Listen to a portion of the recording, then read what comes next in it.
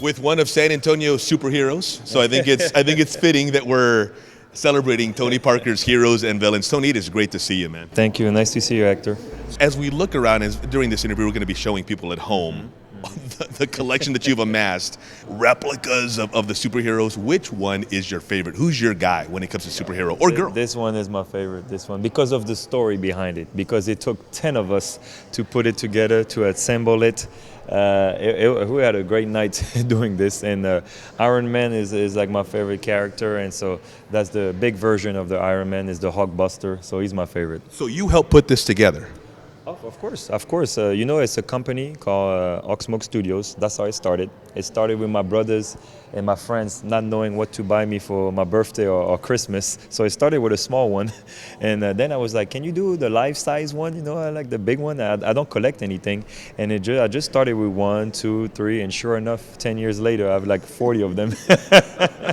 And so it was nice. It was nice to assemble it. You receive them in big boxes, and you get the foot, the leg, the arm, and you have to put it together.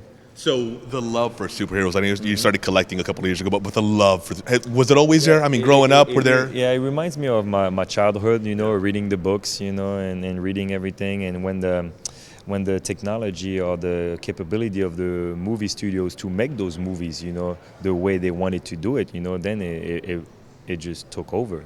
If you think about the first Iron Man in 2008 and the job that the MCU did with Kevin, it was just unbelievable. And so me as a fan, I was just enjoying it.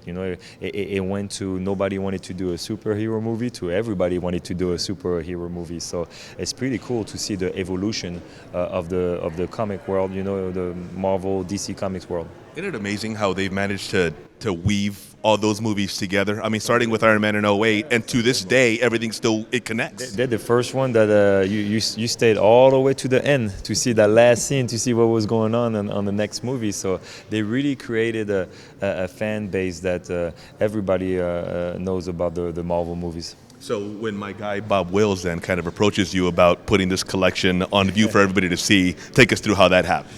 But when Bob told me the first time, I have an opportunity, we can put your collection in the San Antonio Museum, what you think? And I was like, at the San Antonio Museum, I was like, oh, wow.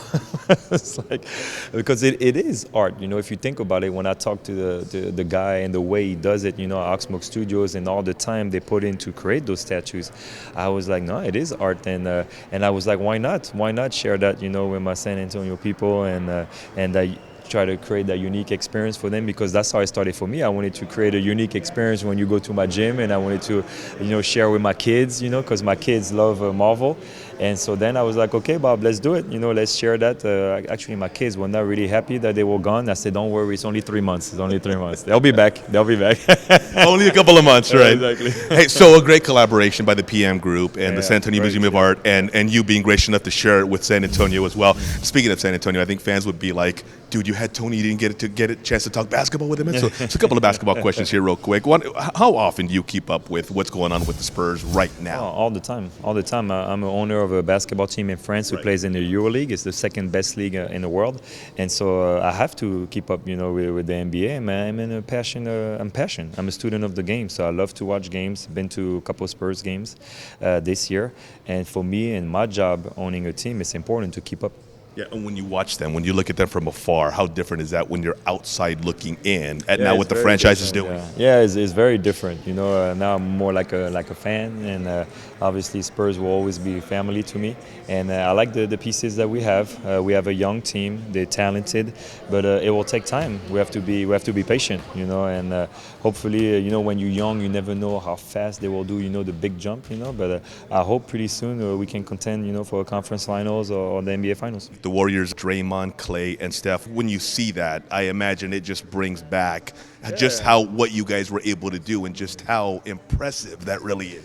Yeah, it brings back great memories, unbelievable run, and the way Golden State. I remember 2013 when we played them, and I was in the locker room with Timmy, and I'm like, man, this team is going to be good for a long time, huh? And sure enough, right after our last championship.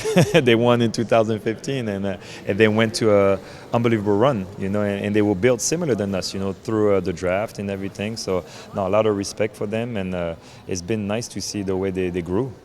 That 2013 Game 1, you guys coming back from 16 at the end of Game 1 to win, and then eventually winning that series in 6. We've taken so much of your time. We appreciate it, man. Enjoy the rest of this exhibit. Thank you, Tony. Thank you.